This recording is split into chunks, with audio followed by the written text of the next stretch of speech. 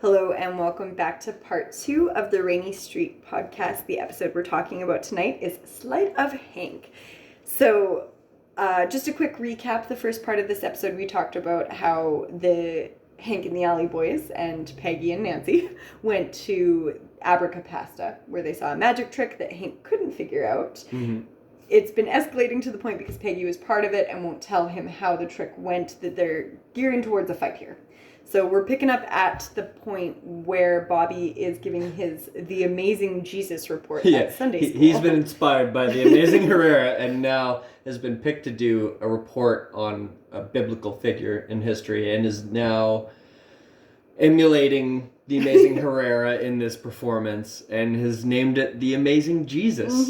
And is now presenting it for everyone, which you can only imagine how that's going to fucking go. And just to touch more on the recap, at this point, Hank has locked Peggy in a box in trying to replicate the trick, which was a point of contention for me. So the tensions between the Hill adults are high while they're watching this performance. Yeah. So Bobby shows up wearing a cape and a little tux. And dressed like a magician, but pretending to be Jesus. Yeah. And he starts performing some of Jesus's quote-unquote tricks, like turning wine into water, or water into wine. Yeah. And getting enough bread for everyone to eat. So some biblical all tales. sorts of other blasphemous tricks that you may or may not find offensive. Yes, entertaining, but we are probably not going to touch on it too deep because we do not have lawyers. Yeah. We have a phone stuck into a cutout Scrabble box, taking a video of a Alamo t-shirt wrapped around a Jurassic Park board game. Yeah, So as you can tell, we have no opinion on this. Yeah. We just find it good entertainment.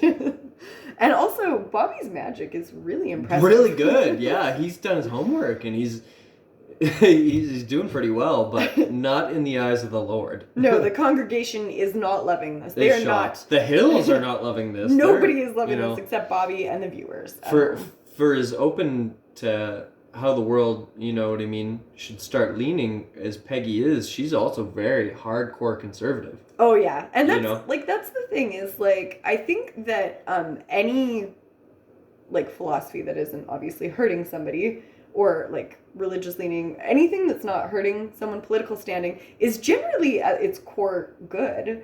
It's just when you go too far, right? So it's like extremes Peggy's of anything. Like, right, she's extreme left or right wing, you're probably not doing anybody any good. Except for yourself. You know what I mean?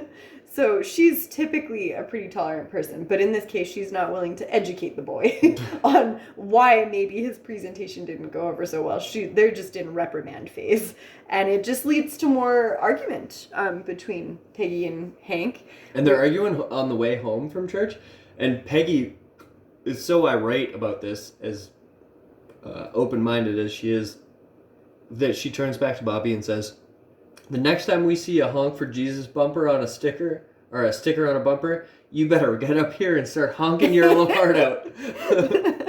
That's so Peggy, though. Yeah, big time. So this leads to him talking to Joseph and puts the idea in his head that maybe the big old D, and we're not talking about that D, folks, divorce is looming in the Hill house. Yeah, and Bobby's at first not too worried. He's like, you know what? My parents are pretty solid. We got a house built on foundations. And he realizes that, sometimes the product of divorce is Bill. You know what I mean? And just as he's looking over and hearing about how divorce isn't so bad, he sees Bill dancing with a mop head. That mop head? And he's like, oh my God, I have to do something like quick. And so he does, and he goes and repaints the room full of clouds to kind of placate to Peggy in the guise that he's Hank Hill, in order to really smooth things over. And it works at first. Peggy comes dashing into the room and is right into Hank's arms, like, thank you, you realized you were a jerk. I appreciate this gesture. And Bobby plays his hand a little too soon and is like, well, since Dad did something nice for you, maybe you could tell him about that trick. Which, alarm bells go off immediately, and she's like, oh, okay, so this wasn't a nice gesture. You really were just trying to get, like, something out of me kind of thing. So absolutely. Bobby's pretty distressed. He goes running outside, and we see the Hills engage in, like, a pretty, like, heated fight for them. There's been a couple other times. Yeah, like, what other times have the Hills fought that you can remember that were, like pretty big blowouts? Yeah. You know what I mean? And just as fans, we want to model, like, our relationships with on Hank and Peggy. Like, they're pretty rational, level-headed people. They really, like, consider all factors. I'm too much of, like, a quick draw in any situation that I'm like, I need to replicate what they do. Like, they're really good at handling themselves, but there have been a couple times where they've lost their cool. The first one that comes to mind is the trailer park tornado episode where Hank tells Peggy to go to hell, and then it shows Nancy on TV talking about how there is a tornado headed for the trailer park where Peggy is, and, like, that's literal hell, like, being in a trailer park during a tornado. So that's one that I can think of. Yeah. What's another one? Oh, geez. When there's not too many. Well, the one where she sold their house. Yeah. And then the only way to get the house back was to damage it in such a way that the buyer would have to back out, and Hank's reputation would have to take a huge hit. So that was a pretty big one. Yeah, I would say so. There's also the one where, in the dog dancing episode, where he tries to use Peggy, like, to play against Bobby. Like, he's drilling her for secrets on Bobby's, like, routine. Yeah. And he takes her out dancing. He's like, Ladybird never liked you anyway. Ladybird hates you. Yeah, that's what it is. Yeah. That is what it is. And then hate. There is the one where she works at the Alamo Beer Company, and she tells him not to buy beer from Alamo, Mexico, and he does anyways, and then they have a little bit of a fight because he's peeved at her that she didn't just tell him the secrets, even though she signed a confidentiality agreement, and I take that seriously. So yeah, there's not been that many times. Like, for the most part, the one where they take the motorcycle across country. Oh yeah, and they bicker all the way across the country. And he doesn't want to ride in the bitch seat. Yeah, he can't be in the bitch seat. Of course. Yeah, I mean, they argue a lot, actually, come to think of it. And that's But they get over it. You know? Exactly. They're just like, you know what? This is just how it is today, and maybe the next day, and maybe the next day. But eventually, within the week, it's going to be cleared up. But I feel like this particular fight that they have, I'm also just going to throw out the smoking episode. Right. But this particular one, the magician one in this episode, is a good one, because we see it mounting. We see that it's kind of like they're ready to throw down. And how do they solve it? Pank, with just a quick kick to the shins. Pank they get to the point where they're both so frustrated, and Hank seems to have sort of maybe outsmarted her. He didn't really win the argument with logic or any kind of real, you know what I mean, compromise or any kind of actual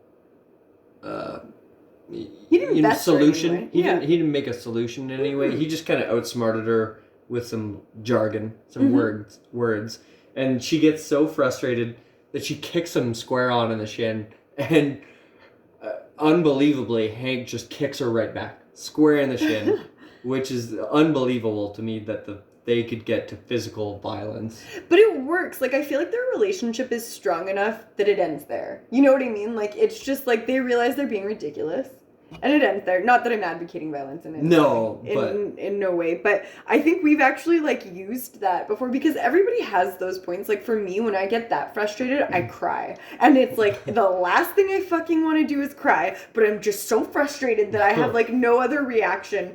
You know what I mean? Like, do you have a point like that? Like, where you reach your frustration and you're like, I have acted in a way yeah, I don't want to. A lot of the times I say some sort of, you know what I mean, ultra razor tongue thing, and then walk out, and I'll go for a walk. I'll go ride the trains for a half an hour through the free zone, right? Because I'm not even I'm not even willing to spend the $3.75 it takes to ride further than the free zone Our trains 3 or 4 times.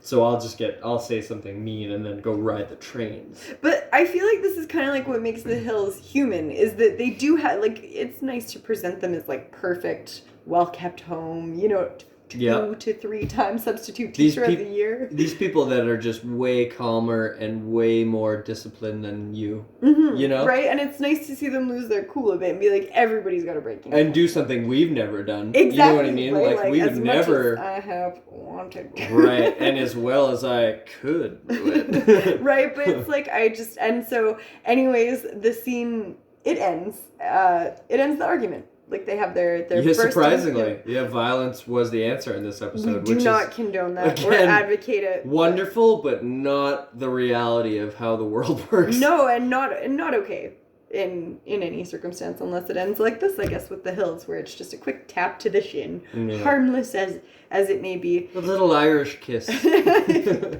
do not represent... We don't advocate racism against the Irish, but... It is funny. We realize that. It's not the reality of the world, but it is funny. And so it ends with Hank conceding and being like, you know what, these clouds aren't so bad. I think that one kind of looks like a propane tank. Mm-hmm. And the very final scene is kind of like the juicy center that we wanted to talk about this whole time. Because we like to give you a little something other than King of the Hill. I mean, every good podcast should have... You know what I mean? A decent technical talk about what's happening, what you're discussing, a little bit introspective from the people talking to you about it, a little bit of personal background, a little bit of personal experience, and then a little bit of just general information that also relates to what you're talking to. Because that's what they give us. You know what I mean? Like, they touch on, like, I know about doggy dancing. Thank you to King of the Hill. Which is a real thing that started in Canada. Absolutely. Everything. Which we're so proud of. Because, again, we're Canadian. We're like, score one. Hockey, basketball, like penicillin, dog dancing. We're talking ginger beef and the Caesar as a drink. Like, to any nation on earth, if they had that repertoire, would be like, they'd be repping that hard. And doggy dancing? Yeah. Come on. They'd be repping the shit out of that. So we try to give you a little bit of all the things we believe a good podcast encompasses. And but if you don't like it, tell us, because we're willing to change. Yeah. So if you're willing to smash that like button, we're willing to change our whole being. Exactly. We have no standing in this, really. We're just pawns. LOL, JK. Right. We're pawns willing to convey whatever you want us to convey. Right. But we see a little scene at the end of this. I'm going to mostly hand the reins over to Pank for this because he did the bulk of the research, but it's Bobby in a mask, which is parodying a show. So at the very end of this, they do a little cross-culture thing, because I believe at the time that this episode aired, they were doing a show called The Masked Magician. And it was basically this magician who wore a mask so you couldn't tell who it was, and he would just reveal the tricks that had amassed over the last couple hundred years. And the thing about these tricks is that they were never patented. A lot of magicians would just either learn these tricks from their predecessors, or perfect them over the ages, or invent their own new tricks. And these tricks were sort of passed on through handshake deals, so they were never patented. You could never do anything about it. So this one guy, who's one of the better magicians, I would assume. I think in the show he was named Valentino. Yeah, so this guy, Valentino, his real name is Leonard Montano. Of course. That's which is very Texas-like, right. Which is probably why they did this. Probably. But I also feel like the whole revealing magician secrets and going by the name Valentino is very, very much suiting of that name. Yeah, so this thing he did this show, and it ran from 97 to 99, and it was on Fox, of course. Mm-hmm. And he just revealed all these secrets about magic. Like, he ruined every trick for you. And I believe it was a 4-part series. And yeah, he just kept going on about it. And magic's like it's like a deep-rooted tradition. It's a lot like karate in that you have to train under a great magician to become a great magician. So it's basically like in jiu-jitsu, which I do, you have to train under a black belt to become a black belt. You know what I mean? And you don't just hand over your tricks. You know what I mean? You don't just give everything away like that. Like, you teach a certain few that are dedicated enough and spend the time doing it. I feel like, to liken it to another pop culture reference, like, absolutely the Alliance, the Magician's Alliance in Arrested Development, Job is essentially Valentino. Like, he inadvertently gives away all of these tricks. He's constantly, like, trying to be taken seriously. He's kicked out of the Alliance not once, but twice, you know, and I feel like that's what this is a lot like, where it's like, in researching for this, you found out that, like we mentioned earlier, some of these tricks are like $50,000. Yeah, so essentially you can buy a trick.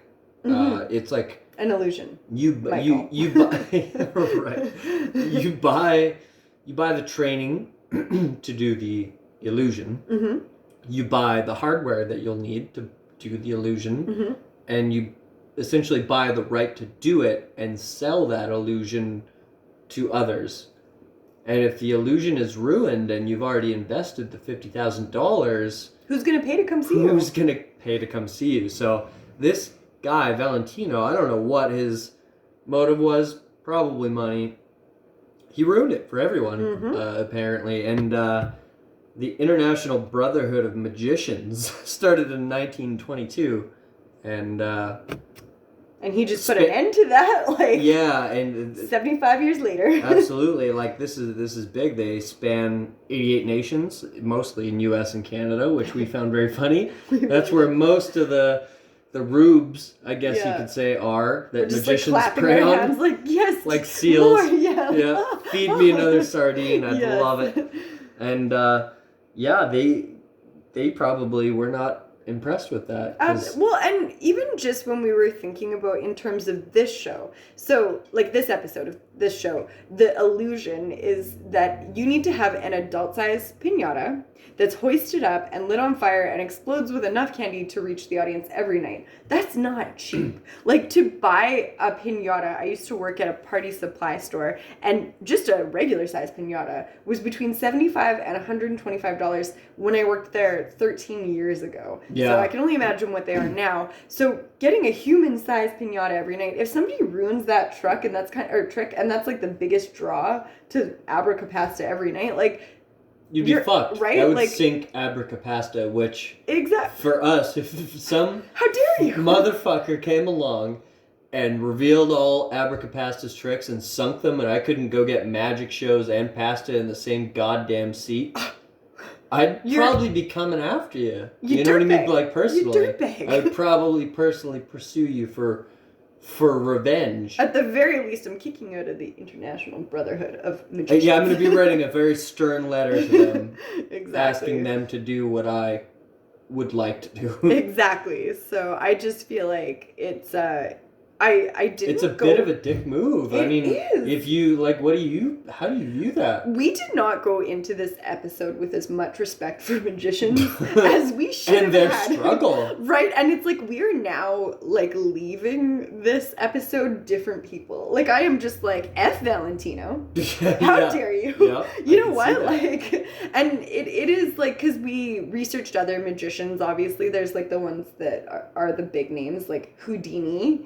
David Copperfield, and Chris Angel. And in researching Chris Angel, we actually found out that one of his biggest tricks was that he submerged himself he called it the water torture trick. He was submerged for 24 hours underwater with oxygen tanks, but he was shackled to the ground. It was a bit of a ripoff because the big reveal was that he was supposed to, at the end of the 24-hour period, unshackle himself, but they pulled curtains around him while he did this. So that part wasn't actually seen by the audience, but he actually had to go to the hospital for severe dehydration, suffered from like hallucinations, was in and out of consciousness.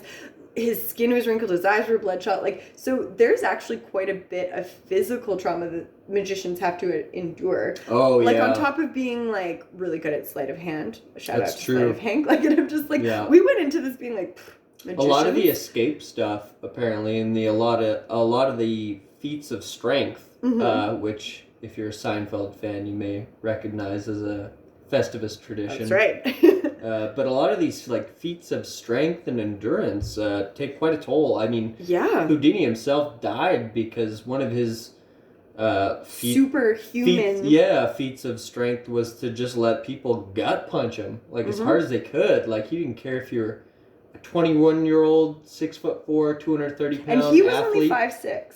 Yeah, he was a small guy. He just was like magical, you know? And and he could just do these things. So he died from a ruptured spleen from one of these tricks, or from someone punching him, and the complications from it. On Halloween he died, which is such a Houdini date to die. I believe one of the Canada has a link to that somehow. I seen it on one of the billboard, like the information electronic boards that the train stations have. When I was on one of my midnight train rides, working some steam off. That's right, not kicking anybody in the shins. I believe either the person that punched him was Canadian. Oh wow. And or the place he was punched demonstrating this was a place in Canada. Oh wow, I didn't know that. So we fucking killed Houdini. Right, look at us. Fucking killed magic in general. Those fucking Canadians. And we went into this. If any of you like good comedy, I'd also like to rep Nate Bargatze here, who talks about how his dad is a I've had too many Alamos. Magician. And he's like, I don't want to act like I'm one of those magic families. Like, I'm not rich from a rich magic family. But it's like, I went into this being like, magicians. And now I'm like, magicians, you know, like encore. He's not a mudblood, but he's not a rich magician either. For those Harry Potter fans out there. Fucking nerds. That's right. But so essentially this was a fascinating episode, which only I feel like enriched us further by watching and learning more about it. I feel like we need to watch a bunch of shit about magic. I mean, there was this one trick apparently which was ruined by the masked magician. Created by I forget the name of the man that created it, but he created and perfected it, and he licensed it to 7 of the top 10 so that's how magicians in the world. Like, this is like, I mean, I don't know how many magicians there are in this world, but there's a lot, more than 7. And the fact that he only licensed this trick to be performed by 7 people. And the fact that being in the top 10 in the world for magic is not good enough. Exactly. To get it. You got to be in the top 7. Exactly. So he licensed this trick, which I believe is called the Table of Death. And it's so just, I guess, maybe dangerous and difficult and technical and requires so much physical investment in props that literally only 7 of the top 10 were licensed to do it. And he estimates that because of the Fox expose on magic that they did with the masked magician, that he estimates he lost about $500,000 in revenue. That's crazy. Just from the direct training and sales of the skills and equipment needed by those top 7. That is crazy. And that's something, because I think we both, like, this jogged our memories of actually watching this, not to date ourselves, but, like, we watched it when old. Well, learning that Chris Angel was 53 rocked me today. I was like, that, but he was just performing 5 years ago when I was a teenager. And so I feel like we remembered seeing and being like, oh, cool, this is neat. But, like, really, it was ruining their livelihood. So good. I mean, as usual, I'm a Peggy fan. I'm like, good on you for keeping that in the vault, Pegs. You know? Right. You just, you did him a good service there because... did the right thing. You did. So I think that about wraps it up for what we wanted to talk about tonight. Do you want to give your rating and favorite moment of this episode? Okay, rating for this episode, I would say is probably pretty high. It's not like the best ever episode, but definitely one you would show people if you wanted them to get into King of the Hill Absolutely. as well. So I'd say probably a 9.1. Okay, fair enough. Like I said earlier in the podcast, the fact that we didn't get to see any of this pasta, or we didn't get to hear about any of the sauces or egg proteins, or you know what I mean? Yeah. Would it kill you? Toppings and garnishes that could have potentially went on these pastas. We didn't get a menu. We didn't get a mention of anything. No. So, really, other than it's a 2. Other than Bobby getting more into magic, I'd say that's my only criticism. If we would have seen and heard of more pasta, and Bobby would have done more magic tricks around the house, maybe causing some mayhem, it would have been a 10 out of 10. Yeah. But for now, 9.1. Favorite moment would probably be just hearing the word abracapasta. I'm hungry. I'm like, I can't wait to wrap this up. I'm like speeding things along. I'm like, yeah. So favorite moment, all that bullshit, blah, blah, blah. Cool. So we're going to order pizza after this. Yeah, pizza or make pasta. Yeah. Readily available. I'm going to just ask myself to really speed this up. My rating is, I'm going to go with a 9.7. I was in a super grumpy mood, like, before we started this episode, and just the earlier seasons, so I'd say like 2 to 7, are really wholesome. Like, there's just a lot of like wholesomeness to it that's just, it kind of like, it reminds you, like Pepperidge Farm remembers, like a simpler time. I think that's why a lot of people watch it nowadays, and why a lot of people are getting into it nowadays. Exactly, because it's just like, it took me out of my funk. It gave me a little bit of whimsy. I mean, just Peggy and Bobby painting the room. So I give it like a 9.7, solid 9.7. It was funny, it was entertaining. It opened up my eyes to more magic in the world, and so that's my rating. Favorite moment is absolutely the part where like Luann stands up to be the assistant, and the magician has to repeat himself 3 times to get around the stage. Yes, you. Yes, please. In the back. Yeah, like, and that is just like so endearing to me. I'm not usually a huge Luann You fan. would be that person if you were picked. Like, I was one time brought up. So we are in Alberta. I don't live in Edmonton, but there is a fantastical hotel called West Edmonton Mall, where there's like the Fantasyland Hotel involved in West Edmonton Mall. They have There's a water park. They have an amusement park. And one of the attractions there is a seal show that you can go see. And you can see live seals perform tricks. And they call an audience member up every show, and I got called up, and you have to stand in a specific spot, and you get kissed by a seal, and I was so nervous that she had to tell me where to stand on 3 separate occasions. She was like, here please, and she would gesture to it, and I was just smiling and staring at the audience in like a deer in headlights. So I've absolutely been in Luann. You were the yes please in the back row. I was like, me though? Me? So that is my favorite moment for many reasons.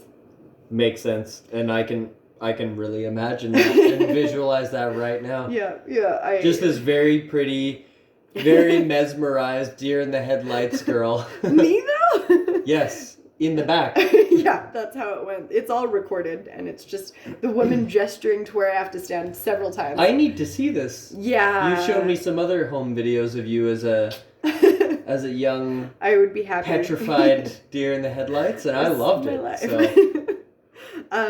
So I think that about wraps it up. We would love it if you would come join us in the alley for an Alamo next time, and please feel free to comment with anything we can improve upon or episodes you'd like to see. Even if you just view it, we don't, you don't even have to comment. Don't even bother to smash the like or subscribe button. If you just view the goddamn thing, we'll be doing way better than we were yesterday. That's right. So until next time.